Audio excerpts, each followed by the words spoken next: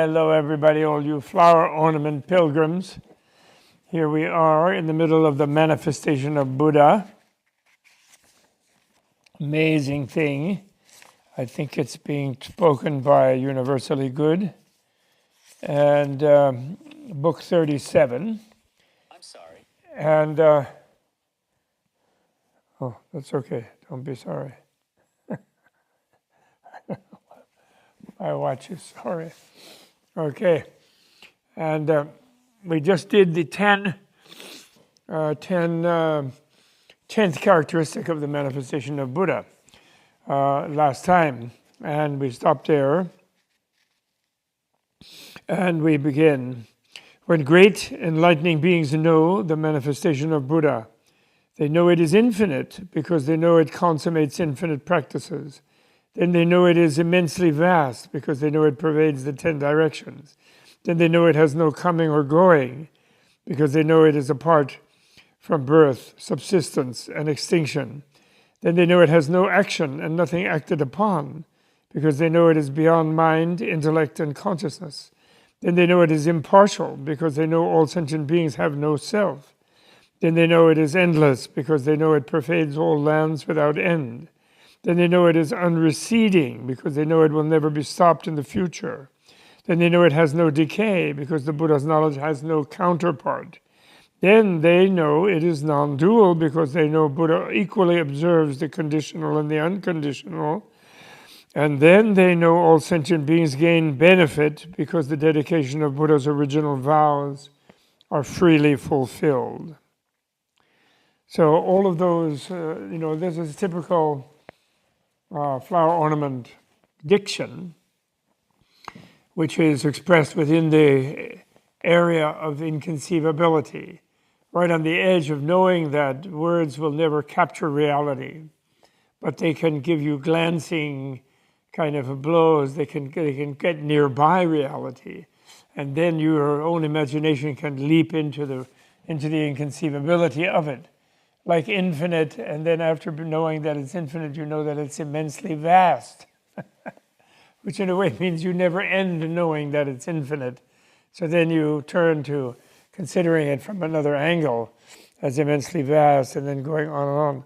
And no self, this is in the ultimate sense, and no birth, subsistence, and extinction, that's in the ultimate sense, because the Buddha's knowledge is both in the ultimate, primordially there, always having been there, always being beyond any notion of there, without any, because infinite everywhere, and therefore no location, a particular location there, and then also in no time, because now, but yet now being not connected to past, present, and past and future, because the past and future are also now, in this now, if you follow me. And those things are inconceivable in normal, linear, dualistic language. And finally, non-dual, because Buddha's presence is everywhere. And this is why it is so incredibly theistic. I'm telling people, they're so annoyed. People who are into Buddhism get so annoyed when you say, Buddhism is theistic, but not monotheistic. Nobody's creating it. Buddha's not creating our suffering. No way. But Buddha is all our suffering, and is our suffering in a way where it is free of itself, if we only knew it. And therefore, our only reason we're suffering is our ignorance and our misknowing it, our thinking that that's the real thing, and we're the real thing. We define it as the separated thing, separated from the rest of the universe. That's what we think, wrongly. That's our misthinking, that's our misknowing.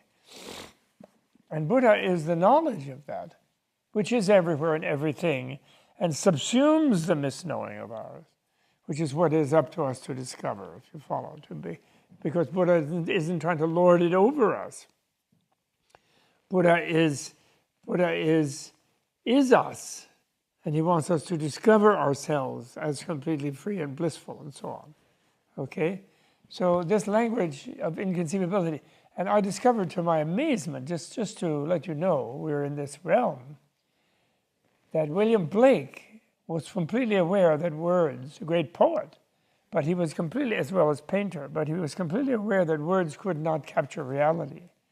And so he had a kind of theory that there are 4 angles from which the poet approaches reality, knowing that none of them will capture the reality that is being approached, but they will position one in 4 places around that reality, where then the imagination of the person can feed itself or let itself go into the reality, out of the words. So he had this 4-fold thing that he so the poet is supposed to place us within 4 like proximities to the reality. But then to get to the reality, we have to go beyond any of the 4. But the point is, it's a language then used that doesn't pretend to bring you straight into the point of reality. Instead, it brings you around where you can then go beyond whatever the word is. So it's sort of really leaving it up to you, the person who hears the word, to create the reality that the poet is also non-verbally aware of and non-dually aware of. So then you meet the poet non-dually in that place, which is just very similar to this language. It's really amazing. William Blake never heard of the Flower Ornament Sutra for sure. I wouldn't even be sure he'd heard of Buddha in his era, early 19th, I think. Might have heard of Buddha, but as a very obscure, far away thing. Then the great enlightening being, universally good, wishing to restate his point, spoke these verses. And one thing that is disappointing in the translation, which is not Tom Cleary's fault, it's an excellent translation.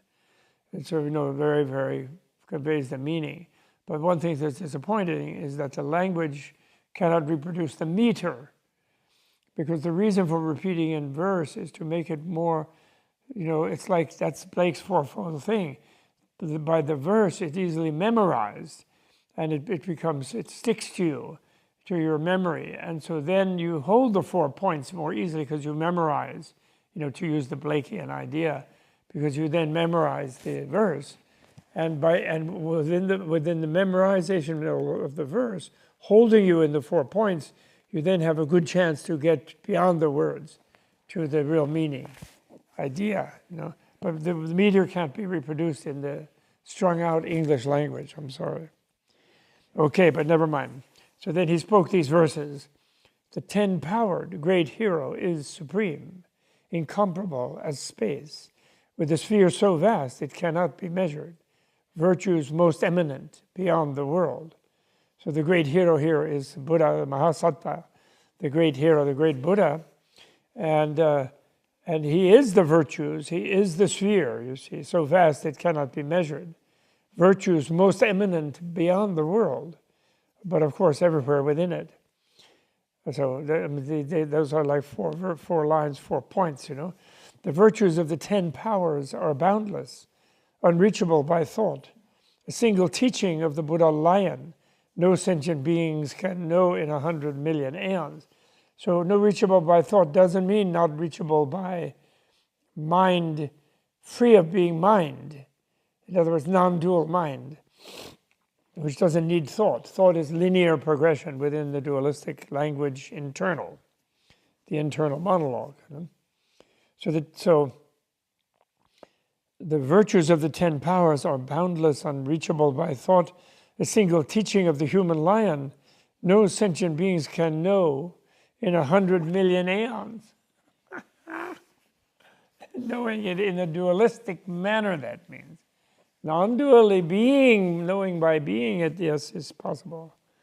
If the lands of the 10 directions were reduced to dust, those motes of dust might be counted, but the virtues in a single hair of Buddha could not be told in 1 trillion aeons.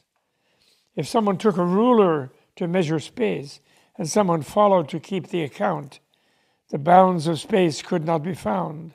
So it is with the realm of Buddha.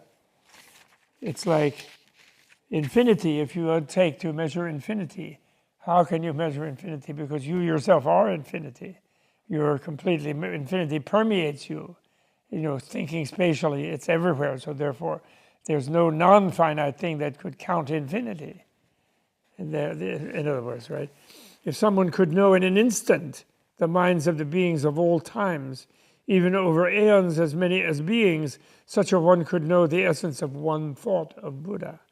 So that is Buddha's only thought, is to know the minds of all beings in all instants, in all times. Just as the reality realm, so that would be knowing in an instant the mind of the beings of all times would be know the essence of one thought of Buddha. Just as the reality realm pervades all, yet cannot be perceived as being all, so also is the realm of the ten-powered. It pervades all, yet is not all. Yet not is all, you could say. It would even be better there. It pervades all, yet not is all. Is not all. True thusness, free of falsehood, is ever silent. Birthless, deathless, it is all pervasive. The realm of the Buddhas is also thus, essentially equal, not increasing or decreasing.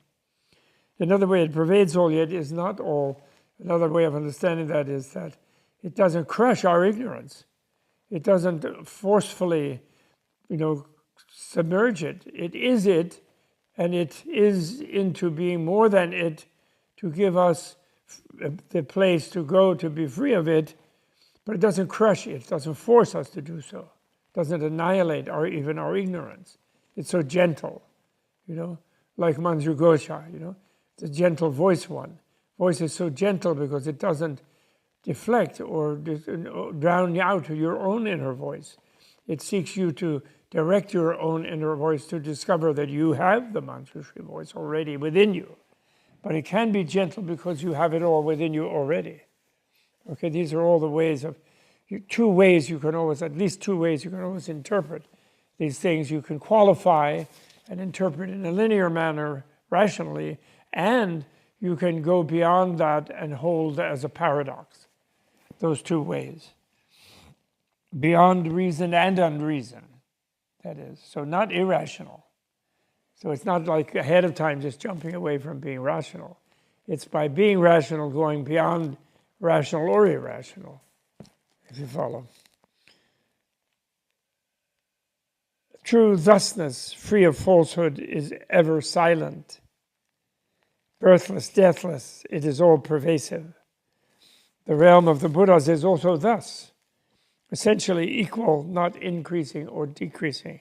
Buddha said something just like that when he attained enlightenment. Peace, deep,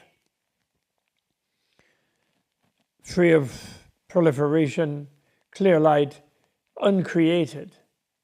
Like elixir of deathless elixir is the reality I experience. Whoever I show it to, they won't understand, they will not get it. So I will remain silent and enjoy myself in the forest.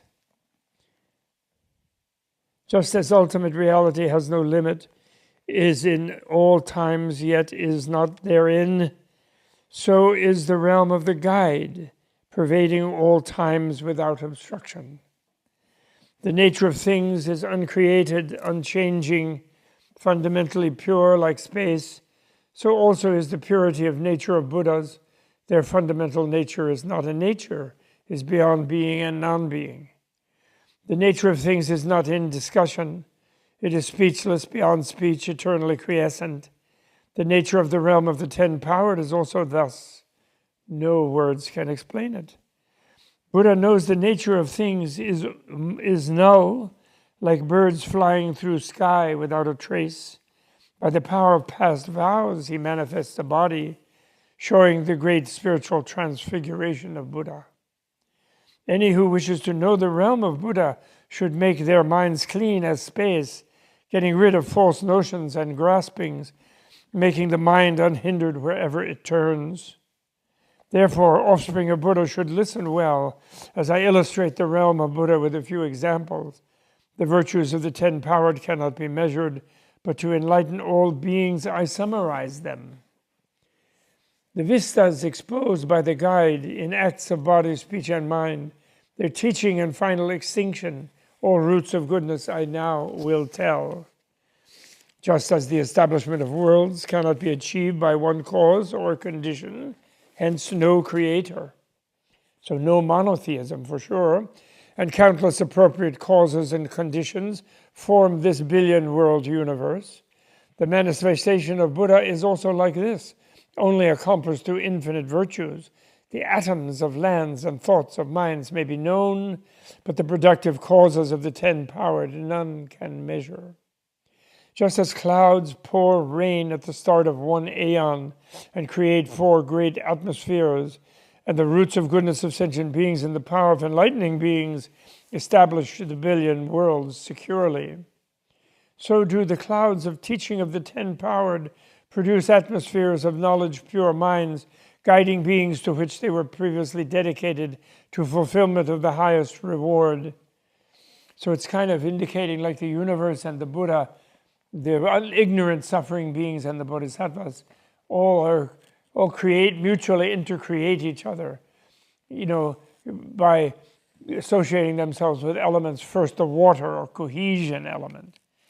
Why is that so important? Because the misknowing being, even without a solid body, will still be freaked out because they will feel that something about them is separate from all the other vast flows of energy. And so there will be a sort of subliminal, although they will also want to therefore flee from any connection to anything on the one hand, at a deeper level, they will want to reach out and feel the presence of other beings. And that reaching out and feeling is the element of cohesion, of cohesiveness, of wishing to connect. And therefore that is the element of water. So that is why first there are the waters, when you begin to have more solid differentiation. And in a way, what you could say is that the feeling of separateness is lured into embodiment to be able to actually touch and connect and feel the presence of others in a sort of mental way, a sort of elemental way, or elemental way, let's call it. Elemental. Mental, elemental, I don't know what ele means. So just as there is a great deluge which no place can contain, except a great wind force in pure space at the beginning of the universe, then that element of wind is where the cohesive urge within the ignorantly separated, self-separated beings wants to move toward more around in that connection. So that movement itself is the wind, is energy. That is energy. So also is the Buddha's manifestation, showering rains of truth, filling the cosmos, which the weak-minded cannot bear, only those of pure and broad minds. Just as the downpour of rain in the sky comes from nowhere and goes nowhere, with no producer or receiver, naturally filling all with moisture thus, the rain of teaching of Buddha is also thus, without coming or going, uncreated, based on past practice with the power of enlightening beings. All the great-minded hear and accept it. The great-minded being those who begin to be able to cope with the paradox of feeling you're there and yet feeling you are everything else that is not you simultaneously. So that's a paradox. That's an unencompassable paradox. But those are the great-minded ones who can hold that kind of paradox without collapsing. Just as the downpour of rain in the sky comes from nowhere and goes nowhere, with no producer or receiver, naturally filling all with moisture thus, the rain of teaching of Buddha is also thus, without coming or going, uncreated, based on past practice, with the power of enlightening beings. All the great-minded bear, hear, and accept it. As the clouds in the sky shower rain, and no one can count the drops except the Lord of the universe, whose power is able to comprehend them. And that Lord is not the Buddha. That Lord is Brahma. That is the great God, who is not the creator, but is present for it all, aware of it, whose power is able to comprehend them. So also is the rain of teaching of the felicitous. No sentient beings can measure it, except people who are free in the world, who see it as clearly as a jewel in the hand. How exciting. Nietzsche and the death of God, and the whole death of God movement. The death was the death of the nonsense of the sort of separated absolute being that somehow manipulates and controls everything, a mere projection of the ignorant ego wanting to be omnipotent and omni-controlling, and the projection of the king wanting to control the whole society with their little ego.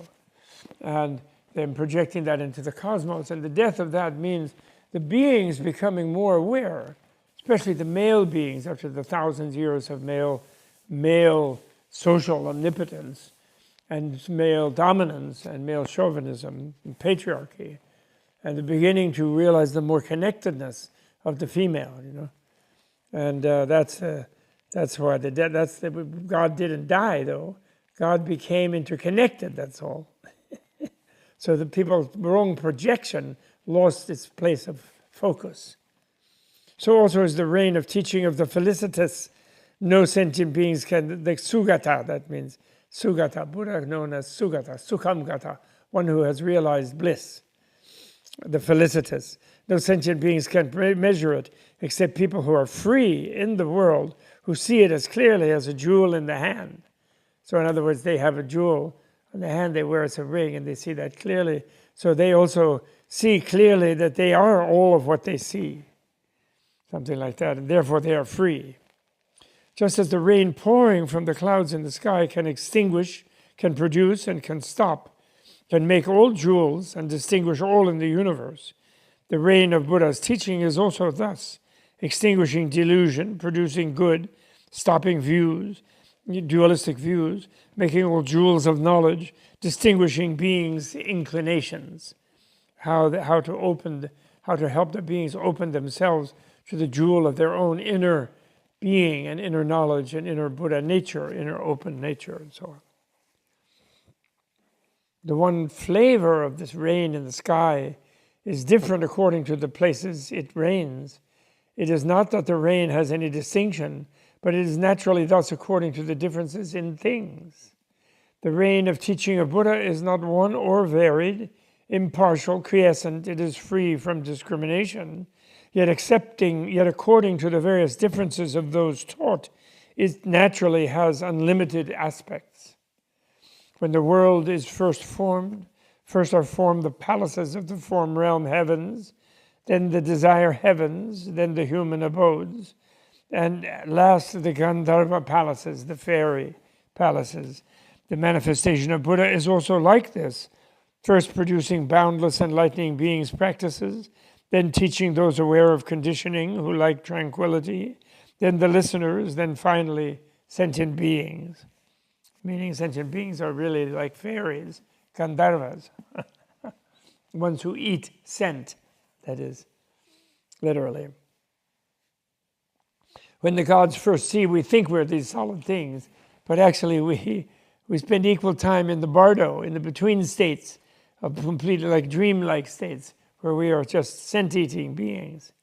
When the gods first see the lotus blossom omen, that they know Buddhas will appear and are glad. Water, based on the power of wind, produces the world. Dwellings, mountains, and rivers are all set up. The great light of the developed goodness of Buddha skillfully distinguishes enlightening beings and gives them predictions. The spheres of knowledge, all pure, can each reveal the ways to Buddhahood. By the way, the prediction that Buddha gives to Bodhisattvas, like in the Karantavyuha, he gives this prediction to Shiva and Uma. The gods, of course, they are anxious to have the prediction, because what the prediction is, connects their mind to their future where they are Buddha, to the future time, which they are thinking of as future, because they're thinking themselves in the present that is apart from the future and the past, because they're still being linear, dualistic, having consciousness, although it's divine. And the prediction is where the Buddha kind of opens a path through imagination of them to the time, whenever it may be, a billion aeons, where they become a Buddha. And then this makes them feel connected to that final destiny, which already gives them a deeper taste of being there, even ahead of time. So that's why they want that prediction. The spheres of knowledge, all pure, can each reveal the ways to Buddhahood. So receiving the prediction from a Buddha Because when you meet a Buddha, you meet one who is you at the same time as you see him or it. And then you sort of overflow and see everything as Buddha, a little bit in the presence of Buddha. So you have the one taste of the way the Buddha sees everything, as while being within it all of it. So nothing is apart from himself. Everything is the bliss of himself. So he feels the bliss, but the bliss is not at the cost of anything else. It is the bliss that infuses and suffuses everything else. And you feel that a little bit in his presence. And then he says to you, to give you a trace, to throw a line toward what you think of as the future for your own Buddhahood. And that line is, you're going to be a Buddha such and such in such and such a world. Your name will be Simhanada, lion's roar. That's what Tsongkhapa's name will be in the 13th time on this planet. For this planet, he will be that. He will be Simhanada Buddha. The forest exists like we have Simhanada Avalokiteshvara. So Avalokiteshvara presents himself as a Simhanada, a lion's roar, meaning that is to say a teacher of freedom. The lion's roar is the word freedom. Richie Havens sang it, right? Freedom. That's the lion's roar. Because when everyone hears it, their water energy knows it, knows that that's it. That's the reality. The forest exists dependent on the earth. The earth remains solid, based on water. Water depends on wind, wind on space, while space does not depend on anything.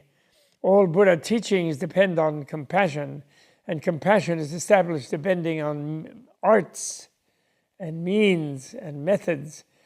Means and arts depend on knowledge, knowledge on wisdom, while the body of unimpeded wisdom does not depend on anything. So wisdom is the space, actually. Wisdom is the openness, and that is knowledge. And then that allows for knowledge, which within openness can be somewhat structured. And then structuring it means that becomes possible to be an artist and creative. And being an artist and creative, that then enables one to love, to feel compassion, to feel because what one wants to create is that which receives the suffering of others, to turn it into happiness, into freedom. And that's compassion and love. Fantastic. And that's parallel to the reality of the seemingly solid world.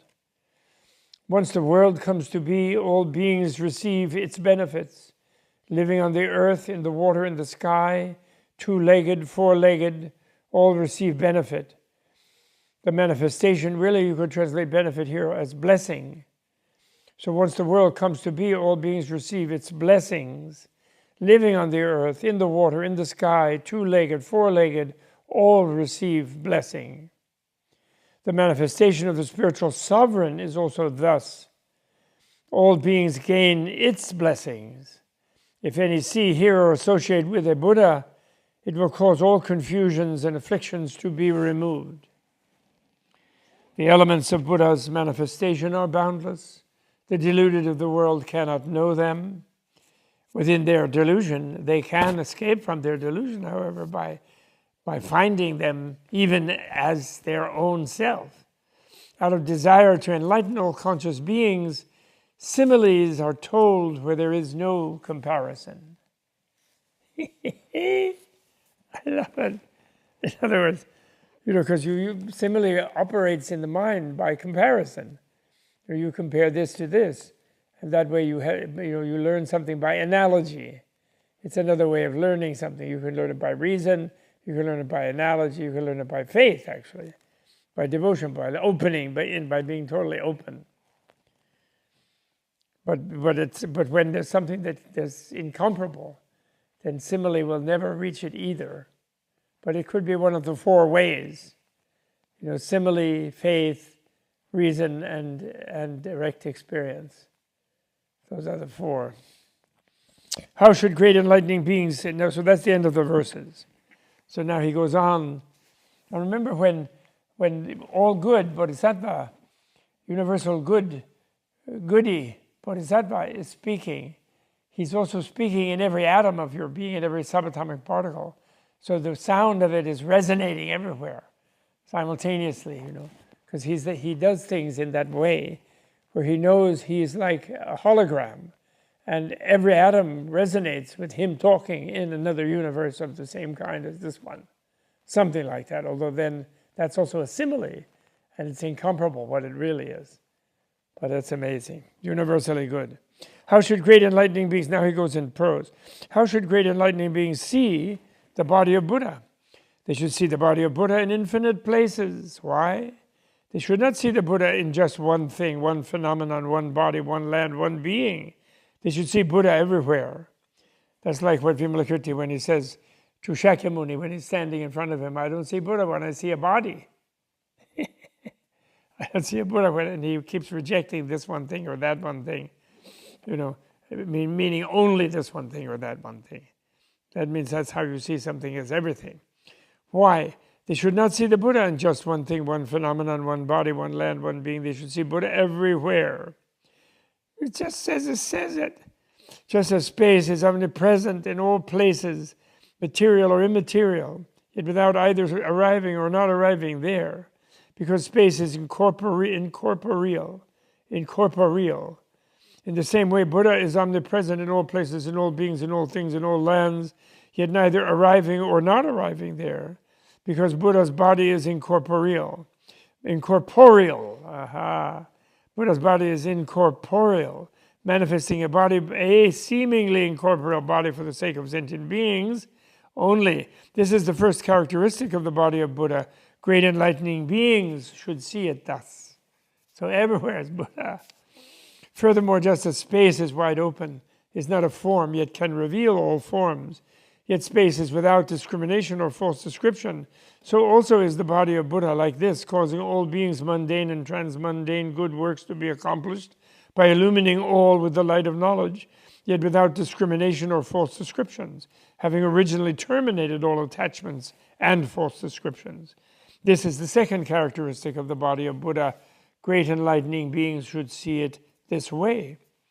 When the sun comes out, infinite living beings all receive its blessings. It disperses the darkness and gives light, dries up moisture, causes plants and trees to grow, matures crops, permeates the sky, causes lotuses to bloom, allows travelers to see the road, allows people to do their work, because the orb of the sun radiates infinite beams of light everywhere.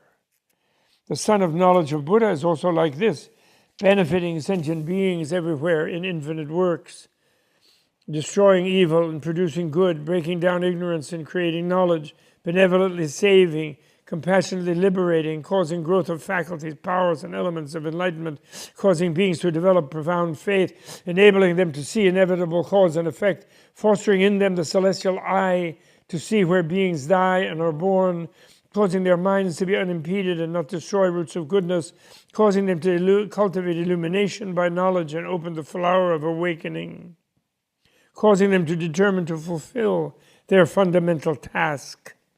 Why? Because Buddha's immense sun body of knowledge and wisdom radiates infinite light, illumining everywhere. This is the third characteristic of the body of Buddha. Great enlightening beings should see it thus. When the sun rises, this is where Buddha stimulates the imagination. The celestial eye comes where the imagination becomes direct perception, where you see where the difference between imagination and seeing a solid thing is no longer there, like the difference between being in a dream and being awake is no longer there. And that Buddha's presence opens the mind to that. And that is how he gives the celestial eye, the divine eye. When the sun rises, first it lights up the highest mountain, then the lower mountains, then the high plateau, and finally the whole land. But the sun doesn't think, first I will illumine here, after I will illumine there. It is just because of difference in height of the mountains and land that there is succession in illumination.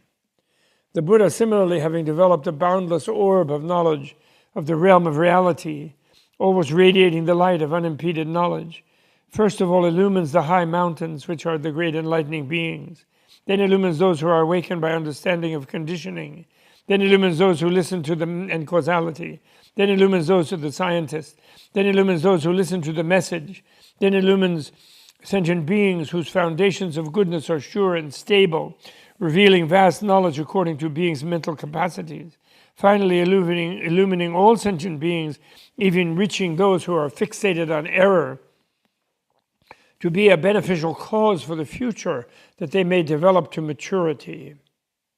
But the lights of the Sun of Great Knowledge of Buddha does not think, I'll first illumine the great deeds of enlightening beings, and at the very last shine on the sentient beings who are fixated on error. It just radiates the light, shining equally on all without obstruction or impediment, without discrimination. Just as the sun and moon appear in their time and impersonally shine on the mountains and valleys, so also does the knowledge of Buddha shine on all without discrimination. While the light of knowledge has various differences according to the differences in faculties and inclinations of sentient beings. This is the fourth characteristic of the body of Buddha. Great enlightening beings should see it thus. When the sun comes out, those born blind cannot see it, because they have no faculty of vision. Yet even though they do not see it, they are benefited by the light of the sun. Why? By this it is possible to know the times of day and night, and to have access to food and clothing, to comfort the body and free it from distress. The sun of knowledge of Buddha is also like this. The blind without faith or understanding, immoral and heedless, sustaining themselves by wrong means of livelihood, do not see the orb of the sun of knowledge of the Buddhas because they have no eye of faith. But even though they do not see it, they are still benefited by the sun of knowledge. Why? Because by the power of Buddha, it makes the causes of future suffering of those beings, physical pains and psychological addictions, all vanish. Buddha has a light called accumulating all virtues, a light called total universal illumination, a light called pure free illumination, a light called producing great wondrous sound, a light called understanding all languages and gladdening others, a light called the realm of freedom, showing the eternal cancellation of all doubts, a light called independent universal illumination of non-dwelling knowledge, a light called free knowledge forever terminating all false descriptions, a light called producing marvelous sayings according to need, a light called producing free utterances adorning lands and maturing sentient beings. Here the light is talking. Each pore of the Buddha emits 1,000 kinds of light like these. 500 lights beam downward, 500 lights beam upward, illuminating the congregation of enlightening beings at the various places of the Buddhas in the various lands. When the enlightening beings see these lights all at once, they realize the realm of Buddhahood, with 10 heads, 10 eyes, 10 ears, 10 noses, 10 tongues, 10 bodies, 10 hands, 10 feet, 10 stages, and 10 knowledges, all thoroughly pure. The states and sages previously accomplished by these enlightening beings become more pure upon seeing those lights. Their roots of goodness mature, and they proceed toward omniscience. Those in the two lesser vehicles have all their defilements removed. Some other beings who are blind, their bodies blissful, also become purified in mind, gentle and docile, able to cultivate mindfulness and knowledge. The sentient beings in the realms of hells, hungry ghosts, and animals all become blissful and are freed from pains. And sentient beings, and when their lives end and are reborn in heaven or the human world. Those sentient beings are not aware, they do not know by what cause, by what spiritual power they came to be born there. Those blind ones think, we are Brahma, gods. We are emanations of Brahma. Then Buddha, in the concentration of universal freedom, says to them, you are not Brahma, gods, not emanation of Brahma, nor were you created by the king god Indra or the world guardian gods. All this is the spiritual power of Buddha. Having heard this, those sentient beings, by the spiritual power of Buddha, all know their past life and become very happy. Because their hearts are joyful, they naturally produce clouds of Udumbara flowers, clouds of fragrances, music, cloth, parasols, banners, pennants, aromatic powders, jewels, towers adorned with lion banners and crescents, clouds of songs of praise, clouds of all kinds of beauties, and respectfully offer them to the Buddha. Why? Because these sentient beings have gained clear eyes, and therefore the Buddha gives them the prophecy of unexcelled, complete, perfect enlightenment, their own. In this way, Buddha's sun of knowledge benefits sentient beings born blind, fostering the full development of basic goodness. This is the fifth characteristic of the body of Buddhas. Great enlightening beings should see it in this way. Furthermore, it is like the moon with four special extraordinary qualities. One thing on that one, that doesn't mean that Buddha creates sentient beings. No. What he means is you are not emanations of Brahma. You are not emanation. You are not created. All this is the spiritual power of Buddha, meaning your sense of yourself as a being on a planet, as a human, or as a god in a heaven, as a being on the planet under that particular heaven. You're able to see that by seeing the Buddha, and then notice those sentient beings become happy because they know their past life. They know that they are this long continuum of life energy. So they know they will be Buddha, actually, and therefore he gives them the prophecy as they turn everything over to him out of gratitude for helping them develop their inner Buddha, their inner knowledge, by his resonation, when he says it is by the power of Buddha to help them resonate with their own inner Buddha nature is what it is. Because he does it from within them, they feel that. And then he can give them prediction. And the prediction gives them a kind of external line toward really their deepest inner self, is what they reach. But they think they reach a state of Buddhahood in a world in the future. Furthermore, it is like the moon with four special extraordinary qualities. First, it outshines all the stars. Second, as time passes it down, waning and waxing. Third, its reflection appears in all clear waters. Fourth, reflected in them. Fourth, all who see it right before them. Yet the moon has no discrimination and no arbitrary conceptions. The moon of the body of Buddha similarly has four special extraordinary qualities. It outshines all hearers and individual illuminates, whether they are in the stage of learning or beyond learning. According to the needs of the situation, it manifests different lifespans, yet without increase or decrease in the Buddha body. Its reflection appears in all vessels of enlightenment, sentient beings with pure minds in all worlds. All sentient beings who behold it think the Buddha is in their presence alone. Like I'm looking up at my moon, you know. According to their inclinations, Buddha teaches them, liberating them according to their states, causing them to perceive the Buddha body according to their needs and potentials for edification. Yet the Buddha body has no discrimination, no arbitrary conceptions. All benefits it renders reach the ultimate end. This is the sixth, that's the end of freedom, the end of being Buddha yourself. This is the sixth characteristic of the body of Buddha. Great enlightening beings should see it thus. Furthermore, just as the Supreme Buddha, Brahma, God of a billion-world universe, simply manifests its body in the billion worlds, and all beings see Brahma before them, yet Brahma does not divide its body and does not have multiple bodies. In the same way, the Buddha have no discrimination, no false representations, and do not divide their bodies or have multiple bodies, yet they manifest their bodies in accord with the inclination of all sentient beings without thinking that they manifest as so many bodies. This is the seventh characteristic of the body of Buddha. Great enlightening beings should see it this way. That is so interesting. So interesting. So when you are a multiple, infinite Nirmanakaya, the Nirmanakaya is merely sort of the automatic resonance of the earth, water, fire, wind, around and space around beings that manifest to them whatever they need to discover their own freedom, to get out of their sense of separateness. Whatever it is, that's what automatically you rearrange the atoms, the energies, the earth, water, fire, wind, space, elements to conform to that need of that being. But you don't, and you do it just like I might do something with a fingernail, you do it with a whole embodiment that seems like a whole being to the other being, and you completely are that other being, and yet you're simultaneously a vast infinite space beyond any particular manifestation. Wow. This is the seventh characteristic of the body of Buddha. Great enlightening beings should see it in that way. A master physician is well versed in all medications and the science of hypnosis. That's obviously if you're a good hypnotist, you'll have a good bedside manner, and the placebo effect will work very well for that patient, because you'd be hypnotizing them to mobilize their own faith and trust in the medicine, which is what the placebo effect then is the most healing thing. In the sense of placebo effect is the beings feeling that they're connecting to health.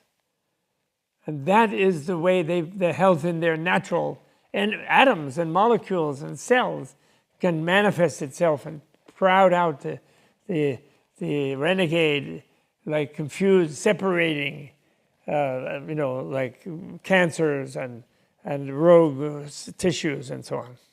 Amazing. Fully uses, a good physician, master physician is also well versed in the science of hypnosis. Fully uses all the medicines in the land, and also because of the power of the physician's past roots of goodness, and because of using hypnotic spells as an expedient artfully, all those who see the physician recover from illness. That master physician, sensing impending death, thinks, after I die, sentient beings will have no one to rely on. I should manifest an expedient means, an art for them, an artistic creation for them that is expedient for them. Then the master physician compounds drugs which he smears on his body and support his body by spell power so that it will not decay or shrivel after death. So its bearing, seeing, and hearing will be no different from before, and all cures will be effected. The Buddha, the truly enlightened one, the unexcelled master physician, is also like this, having developed and perfected the medicines of the teaching over countless aeons, having cultivated and learned all skills in application of means, and fully consummated the power of illuminating spells, is able to quell all sentient beings' addictions. Buddha's life spans measureless aeons, the body pure without any cogitation, without activity, never ceasing the work of Buddhas. The addictions of all sentient beings who see Buddha dissolve away. This is the eighth characteristic of the body of Buddha. Great enlightening beings should see it in this way. In the ocean there is a great jewel called radiant repository, in which are assembled all lights. If any sentient beings touch its light, they become assimilated to its color. If any see it, their eyes are purified. Whenever the light shines, it rains jewels called felicity that soothe and comfort beings.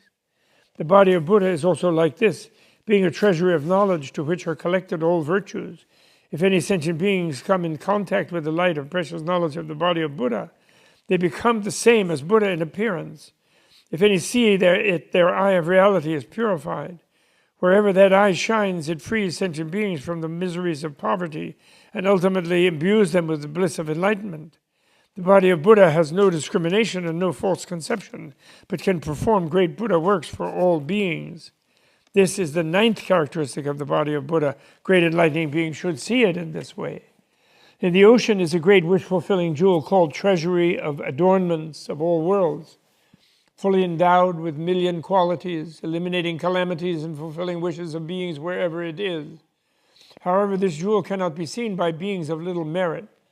The supreme wish-fulfilling jewel of the body of Buddha is also like this, called able to gladden all beings. If any sentient beings see the body of Buddha, hear the name, and praise the virtues, they will all be enabled to escape forever the pains and ills of birth and death.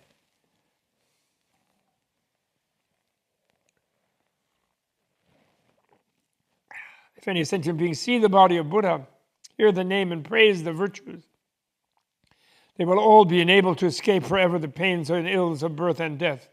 Even if all beings in all worlds focus their minds all at once on the desire to see Buddha, they will all be enabled to see, and their wish will be fulfilled. The Buddha body cannot be seen by sentient beings of little merit unless they can be tamed by the spiritual power of Buddhas. If sentient beings, because of seeing the body of Buddha, plant roots of goodness and develop them, they are enabled to see the body of Buddha for their development. This is the 10th characteristic of the body of Buddha. Great enlightening beings should see it thus.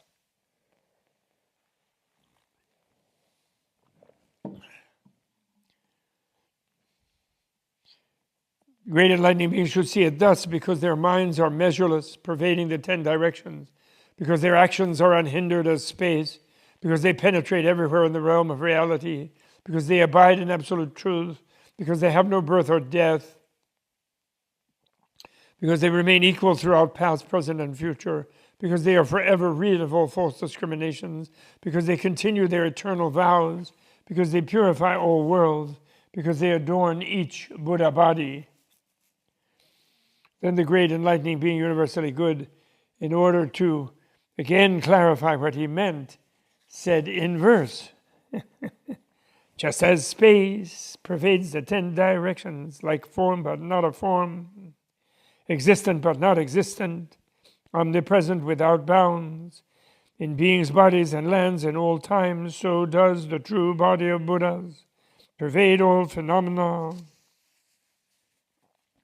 So the body of Buddha is the space in which we live, in other words. So, pervade all phenomena, invisible, ingraspable, yet manifesting bodies to teach being. Just as space cannot be grasped, yet lets all beings do their work without thinking what it does, how it does it, or for whom. The physical action of Buddhas is also thus causing beings to practice good ways, yet the Buddha never has any notion of acting on them variously. When the sun comes up over the land, it completely removes the darkness. Mountains, trees, lakes, flowers, earth, and all beings, all the various species receive blessing. The Son of Buddha emerging too is thus causing human and celestial good actions to grow, obliterating the darkness of ignorance so they gain the light of knowledge and always experience all glorious bliss. When the sun first comes up, it finds first on the high mountains, then the others, then shines on the high plains, then the whole land. Yet the sun never has any discrimination. The light of Buddha is also thus first illuminating the enlightening beings, then the self-enlightened, then last the listeners and all sentient beings. Yet the Buddha basically has no stirring thoughts. Just as the blind cannot see the sun, yet sunlight still benefits them, enabling them to know time and season and receive food and drink, to be freed from troubles and gain physical ease. In the same way, faithless beings do not see Buddha, yet Buddha benefits them all as well. By hearing Buddha's name or being touched by Buddha's light, they can even reach enlightenment. Just as the moon in the sky outshines the stars and appears to wax and wane, shows its reflection in all waters, and appears face to face with those who behold it, the clear moon of Buddha is also thus outshining other vehicles, showing length and brevity, appearing in the clear mind water of humans and gods, seeming to be present to everyone. Just as the god Brahma, while in its own palace, appears in all the Brahma abodes in the universe, so all humans and celestials can see it, yet does not actually divide its body to go to them. Likewise does the Buddha's manifestation of bodies pervade everywhere in the 10 directions, those bodies countless, incalculable in number, yet without dividing, bodies without discrimination. Like a physician skilled in his art, seeing whom all are cured, though his life is ended, he embalms his body so that it will work as before. So also does the supreme healer have all knowledge of techniques and arts, manifesting embodiment as Buddha by excellent practices of yore, so the afflictions of all who are destroyed, so the addictions of all who see are destroyed. In the ocean is a superb jewel, which radiates countless beams of light. Those who come in contact with it become the same color, and the eyes of those who see it are purified. The supreme jewel is also thus, those whom its light touches become the same in appearance. In those who get to see it, the 5 eyes open. They break through the darkness of the senses and dwell in Buddhahood. The 5 eyes are the reality eye, the divine eye, the Buddha eye, the wisdom eye. That's 4. And one more, the non-dual eye. The wish-fulfilling jewel satisfies all desires. Those of little virtue cannot see it.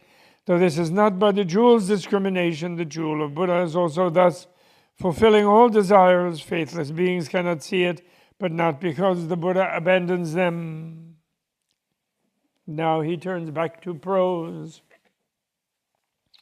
How should great enlightening beings know the voice of Buddha? How should they? They should know Buddha's voice is omnipresent because it pervades all sounds. They should know Buddha's voice pleases all according to their mentalities because its explanation of truth is clear and comprehensive. They should know Buddha's voice gladdens all according to their resolve because their minds gain clarity and coolness. They should know Buddha's voice teaches without error and timing because all who need and are able to hear it do. They should know Buddha's voice has no birth or death because it is like the echo of a call. They should know Buddha's voice has no owner because it is produced by cultivation of all appropriate practices. They should know Buddha's voice is extremely profound because it cannot be measured.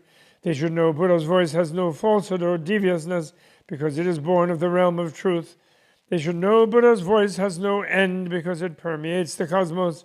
They should know Buddha's voice has no change because it reaches the ultimate.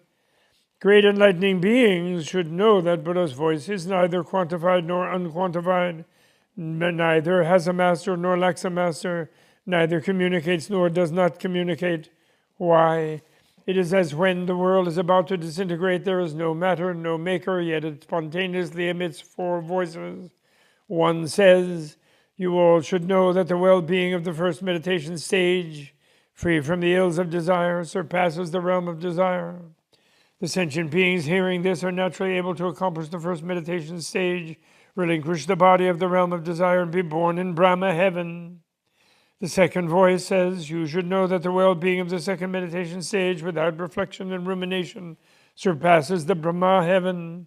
The sentient being hearing thus naturally managed to accomplish the second meditation stage, relinquish the body of Brahma heaven, and are born in the light sound heaven.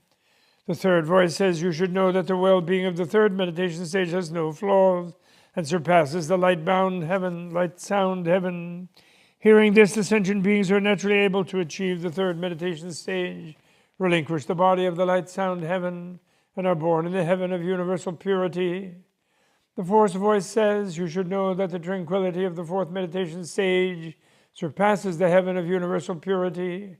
Hearing this, the sentient beings are naturally able to achieve the fourth meditation stage, relinquish the body of the heaven of universal purity, and are born in the heaven of vast results. These voices have no master or maker. They are just produced by the power of good practices of enlightening beings. The voice of the Buddha is also like this, without master or maker, without discrimination, not entering, not emerging, not yet producing four great voices from the power of the virtuous qualities of Buddha. One voice says, you all should know that all conditioned states are miserable.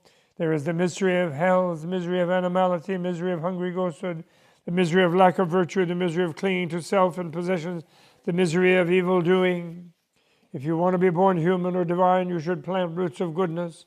Born in the human world or in a heaven, you will leave all situations in which enlightenment is difficult. Sentient beings, having heard this, give up error and perversity, practice good actions, leave all difficulties behind, and are born in the human world or in heaven. The second voice says, you should know that the myriad pains of all conditioned states are as searing as balls of hot iron.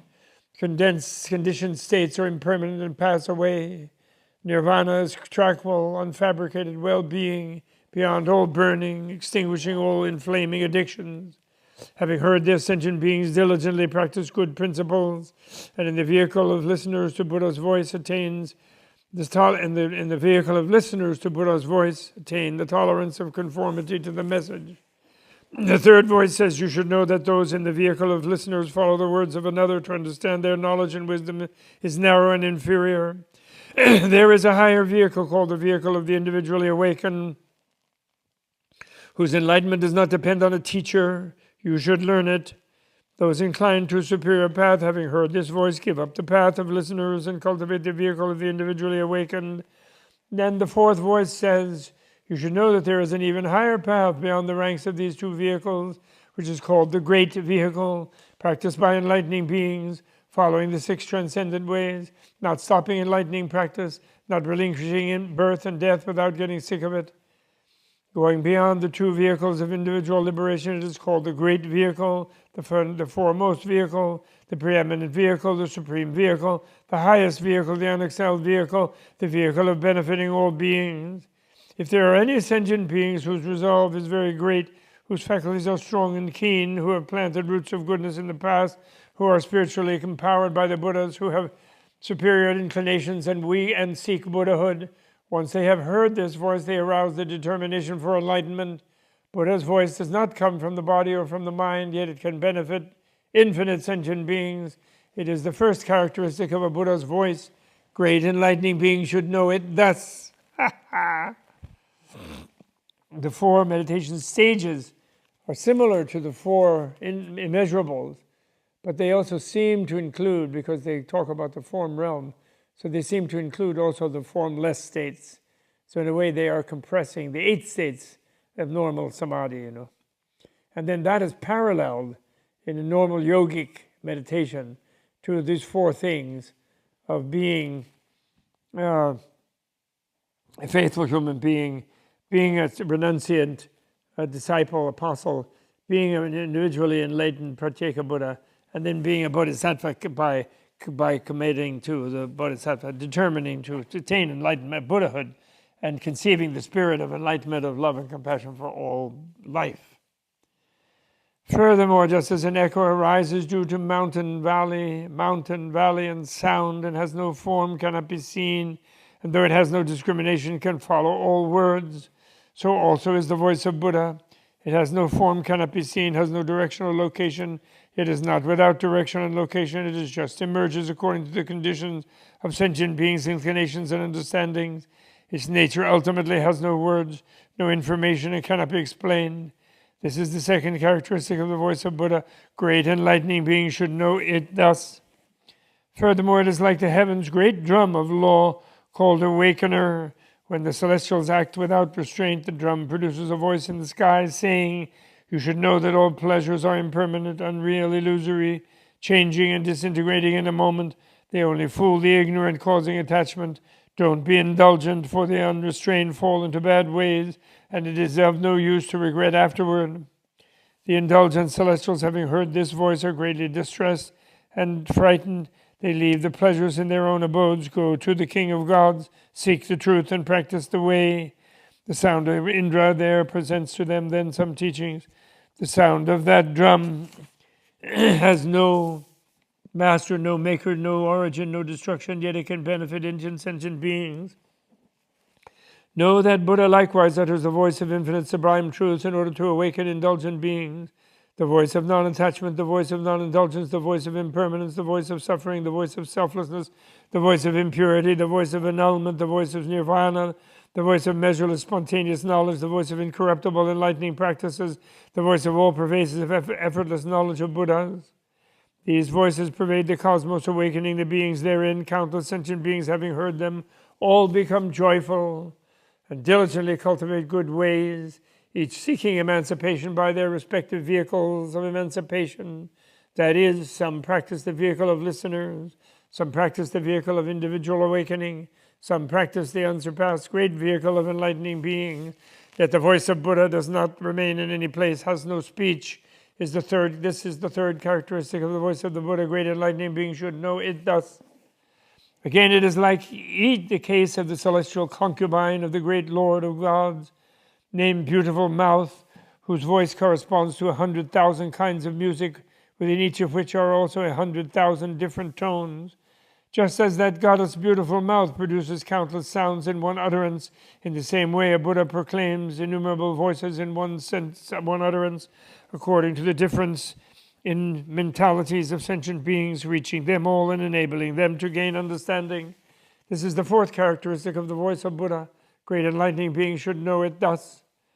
Also, it is like the case of the great god Brahma, abiding in the Brahma palace, uttering the voice of Brahma, which all the Brahma masses hear. While the sound of the voice does not go outside that group, the Brahma divinities all think Brahma is speaking to them alone. The sublime voice of Buddha is also like this. All in the congregation at the sight of enlightenment hear it, while the sound does not go outside that group. Why? Because those whose faculties are not yet mature cannot hear it. Those who hear the voice each think Buddha is talking to them alone. The voice of Buddha neither emerges nor remains, yet can accomplish all works. This is the fifth characteristic of the voice of Buddha. Great enlightening beings should know it thus. Also, just as waters are all of one flavor, but according to difference of the vessel, water has distinctions, yet the vessels that all has distinction, yet water has no thought or discrimination. Similarly, the speech of Buddha is of one flavor only, the flavor of freedom, but has innumerable distinction according to the differences in mental vessels of sentient beings, yet without thought or discrimination. This is the sixth characteristic of the voice of Buddha. Great enlightening beings should know it thus. Also, it is like the case of the water spirit, heatless, producing great Avatamsaka, that is, Avatamsaka is a Naga, dragon, heatless, producing great dense clouds covering the continent, showering sweet rain all over so all the crops can grow and all the rivers, streams, springs, and lakes are full. The great rainwater does not come from the water spirit's body or mind, yet can benefit sentient beings in various ways. Similarly, Buddha produces the cloud of great compassion, covering all worlds in the 10 directions, showering the rain of immortal truth, causing all sentient beings to become joyful, increase in goodness, and fulfill all vehicles of liberation. The voice of Buddha does not come from without and does not emerge from within, yet can benefit all sentient beings. This is the 7th characteristic of the voice of Buddha. Great enlightening beings should know it thus. Also, it is like when the water dragon, thoughtful, is going to shower rain. It does not do so immediately, but first produces great clouds covering the sky, remaining still for 7 days, waiting for people to finish their work. Because that water spirit dragon is benevolent and compassionate and does not want to trouble them, after 7 days it showers a fine rain, moistening the earth. Similarly, when Buddha is going to shower the rain of truth, he does not do so at once, but first produces great clouds of teaching in order to mature sentient beings, so they will not be startled or frightened. After they are mature, he showers on all the rain of immortal truth, expounding the most profound, subtle, good teaching, gradually filling them with the flavor of the unexcelled teaching of omniscience of Buddhas. This is the 8th characteristic of the voice of Buddha. Great enlightening beings should know it thus. In the ocean, it is great water dragon called magnificent array. When it showers rain on the ocean, it may shower rain in 10 kinds of arrays, or 100 or 1,000, or rain in 100,000 kinds of arrays. The water has no discrimination. It is just the inconceivable power of the water spirit dragon that causes its arrays to be infinitely different. Similarly, when Buddha teaches truth, it may be expressed in 10 different tones, or 100 or 1,000 or 100,000. Or 84,000 tones, 8,400,000 tones, explaining 8,400,000 practices, up to countless hundreds of thousands of millions of tones, each explaining the truth in particular ways to gladden all who hear. The voice of Buddha makes no discrimination. It is just that Buddhas, complete and pure in the profound realm of truth, are able to make various utterances in accord with the needs of sentient beings, making them happy. This is the 9th characteristic of the voice of the Buddhas. Great enlightening beings should know it thus. When the water spirit, dragon, ocean wants to sagara, to manifest the controlling power of the water spirits for the benefit of sentient beings, to make them happy, it raises a great network of clouds from the earth to the heaven of control of others' emanations, covering all over. Those clouds are of infinite different colors. Some are the color of golden light, some are the color of lapis lazuli light, some are the color of silver light, some are the color of crystal light, some are the color of emerald light, some are the color of agate light, some are the color of red pearl light, some are the color of light of infinite fragrances, some are the color of light of silken cloth, some are the color of light of pure water, some are the color of light of various ornaments. This network of clouds, having spread all over amidst lightning of various colors, the golden clouds emit lapis lazuli lightning, the lapis lazuli clouds emit golden lightning, the silver clouds emit crystal lightning, the crystal clouds emit silver lightning, the emerald clouds emit agate lightning, the agate clouds emit emerald lightning, the infinite fragrance-colored clouds emit spotless cloth-colored lightning, the spotless cloth-colored clouds emit infinite fragrance-colored lightning, the pure water-colored clouds emit various ornament-colored lightning. The various ornament-colored clouds emit pure water-colored lightning. Multicolored clouds emit one-colored lightning. One-colored clouds emit multicolored lightning. There also issue from the clouds various sounds of thunder, according to the sound minds of sentient beings, making them all happy. Sounds like goddesses singing, like celestial musicians playing, like water nymphs singing, like Gandharva girls singing, like Kindara girls singing, like earthquakes, like the waves and the tide of the ocean, like the king of beasts howling, like the beautiful birds calling, as well as innumerable other kinds of sounds. When the thunder has sounded, there arises a cool breeze, delighting the mind of sentient beings. Finally, it rains various kinds of rains, benefiting and comforting essential beings in all places, from the heavens to earth. The rain is different. The rain is different. On the ocean, it rains clear, cool water called endless. In the heaven of control of others' emanation, it rains various music, such as pipes and flutes, named beautiful. In the heaven of enjoyment of emanation, it rains jewels called radiating great light. In the heaven of happiness, it rains great ornaments called hanging crests. In the heaven of timely portion, it rains large, beautiful flowers called sublime fragrances, called pleasing. In the heaven of the four world guardians, it rains precious celestial robes called covering. In the palace of water spirit Naga dragons, it rains red pearls called flowing light. In the palace of the Titans, it rains weapons called conquering enemies. In the northern region of truth, it rains various flowers called blooming. In other regions of earth, it also rains differently according to the place. Though the mind of the water spirit Naga is impartial without discrimination, simply because the roots of goodness of sentient beings are different, the rain has distinctions.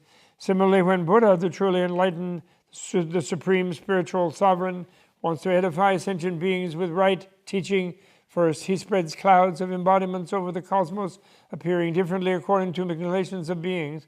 For some beings, he manifests clouds of mortal bodies, for some clouds of emanated bodies, for some clouds of powder bodies, for some clouds of form bodies, for some clouds of glorified material bodies, for some clouds of glorified bodies, for some clouds of virtue bodies, for some clouds of knowledge bodies, for some clouds of bodies whose powers do not deteriorate, for some clouds of bodies of fearlessness, for some clouds of cosmic bodies. Buddha covers all worlds with infinite such body clouds and manifests various kinds of lightning in accord with the individual differences in inclination of sentient beings. For some beings, he manifests lightning called reaching everywhere. For some, lightning called boundless light. For some, lightning called penetrating the secret teaching of Buddha. For some, lightning called reflected light. For some, lightning called illumination. For some, lightning called entering the door of endless mental command. For some, lightning called rigid mindfulness unleashed, undisturbed. For right mindfulness undisturbed, realistic mindfulness undisturbed. For some, lightning called ultimately incorruptible. For some, lightning called adaptively entering all states of being. For some, lightning called fulfilling all wishes and all states of being. For some, lightning called fulfilling all wishes and making everyone happy. Having manifested lightnings of infinite such lights, Buddha then produces infinite numbers of concentration according to the inclinations of sentient beings. The thunder of the concentration of well-aware knowledge, the thunder of the concentration of the refulgent and defiled ocean, the thunder of the concentration of mastery of all the teachings, the thunder of the adamantine wheel concentration, the thunder of the concentration symbolized by the polar mountain, the thunder of the ocean seal concentration, the thunder of the solar lamp concentration, the thunder of the inexhaustible treasury concentration, the thunder of the concentration of the indestructible power of liberation. After the thunder of infinite different concentrations such as these have emerged from the clouds of embodiments of Buddha, when about to shower the rains of truth, first he manifests an auspicious sign to awaken sentient beings. From the mind of unhindered compassion, he manifests the atmosphere of great knowledge of Buddha, able to cause all sentient beings to develop inconceivable happiness and well-being. Once this sign has appeared, the bodies and minds of all enlightening beings and sentient beings become clear and cool. After that, from the cloud of the great reality body of Buddha, the cloud of great compassion, the cloud of great inconceivability, showers the inconceivable, far-flung rain of teaching, causing all beings' bodies and minds to be pure. For enlightening beings sitting at the site of enlightenment, there showers a great rain of teaching called non-differentiation of the realm of reality. For enlightening beings in their final embodiment, there showers a great rain of teaching called enlightening beings' early mastery, easy mastery of the esoteric teaching of Buddha. For enlightening beings to become fully enlightened in the next life, there showers a great rain of teaching called pure universal light. For coronated enlightening beings, there showers a great rain of teaching called adornment by the embellishments of Buddhahood.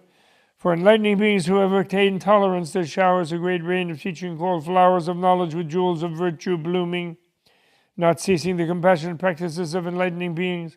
For enlightening beings in progress, there showers a great rain of teaching called entering the profound art of manifestation of occult transformations and carrying on enlightening process without stopping or wearying.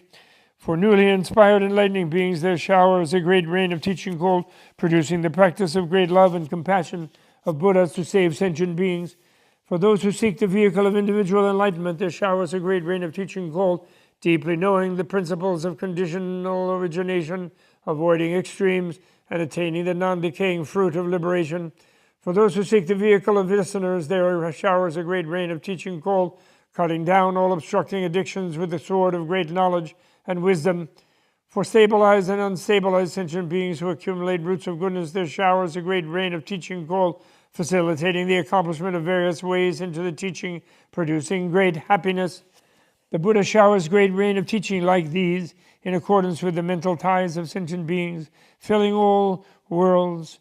A Buddha perfectly enlightened is impartial in mind and does not begrudge the teachings simply because the faculties and inclinations of sentient beings are not the same. The rains of teaching appear differently. This is the 10th characteristic of the voice of Buddha. Great enlightened beings should know it thus. The voice of Buddha has 10 kinds of infinity in this way. It is as infinite as the realm of space because it extends to all places. It is as infinite as the common cosmos because it pervades everywhere. It is as infinite as the realm of sentient beings because it gladdens all hearts. It is as infinite as all acts because it explains their results and consequences. It is as infinite as addictions because it removes them all. It is as infinite as the speech of sentient beings because it enables them to hear according to their understanding. It is as infinite as the inclinations and understandings of sentient beings because it observes them all to rescue and liberate them. It is as infinite as past, present, and future because it has no boundaries. It is as infinite as knowledge because it distinguishes everything. It is as infinite as the realm of Buddhahood because it enters the cosmos of reality of Buddhahood. The voice of Buddha, the completely enlightened, comprises incalculable infinities such as these. Great enlightening beings should know it thus. Then the enlightening being, universally good, to again clarify what he meant, spoke these verses. These will be the last verses today.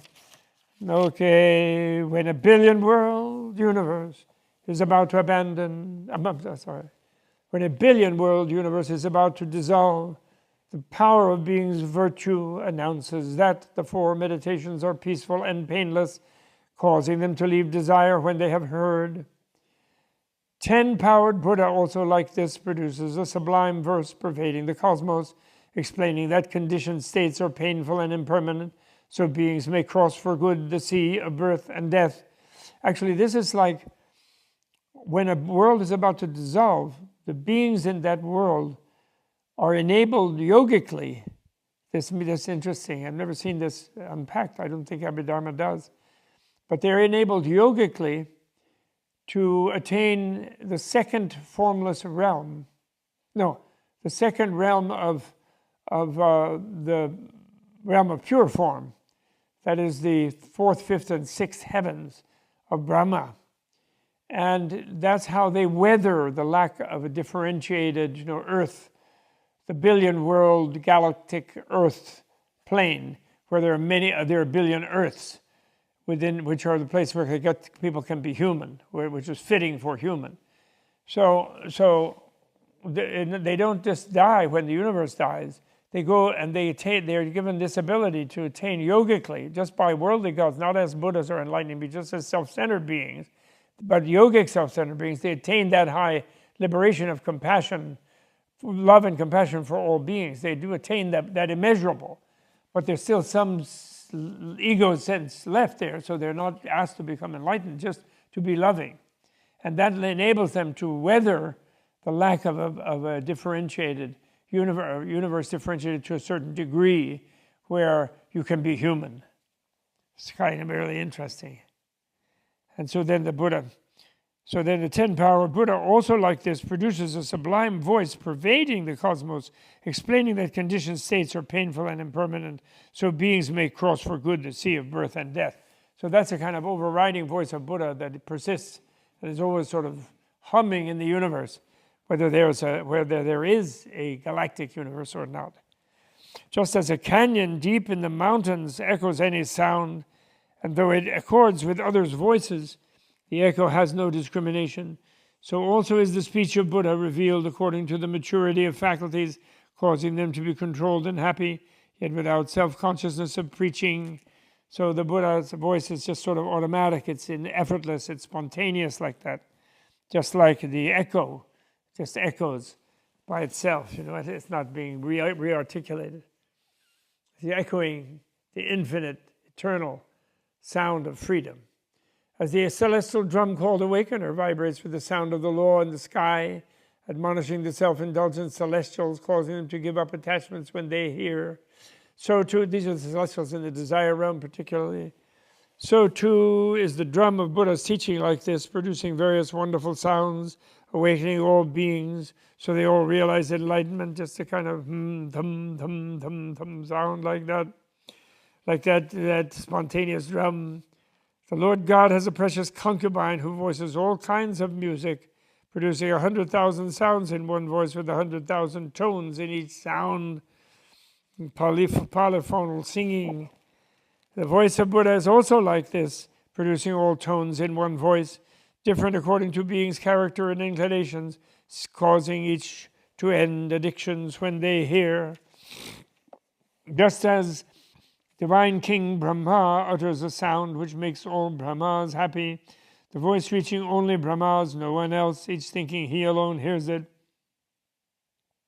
So does the Buddha utter a word which fills the cosmos, yet only reaches the faithful, because the faithless cannot receive it. So that's all. Mahum. Just as all waters are of one and the same taste, with no difference in flavor, but the land they are on and the vessels they are in are not the same. So that causes them to be variously different, to seem variously different. The voice of omniscience is similar to this. The essence of truth has one flavor, undifferentiated, yet according to beings' actions, which are not the same, it causes them to hear in various different ways.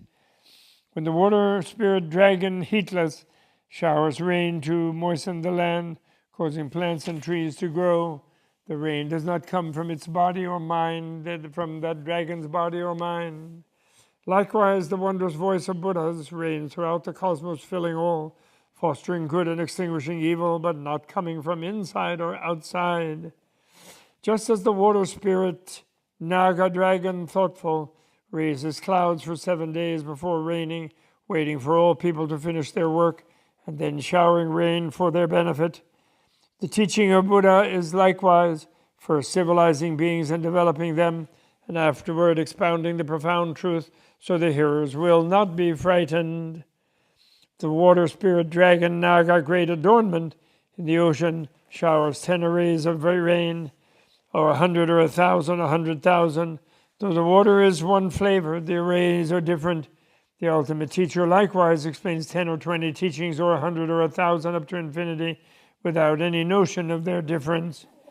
The supreme water spirit dragon ocean conquers the earth with clouds. The rain in each place is different, but the spirit has no thought of distinction.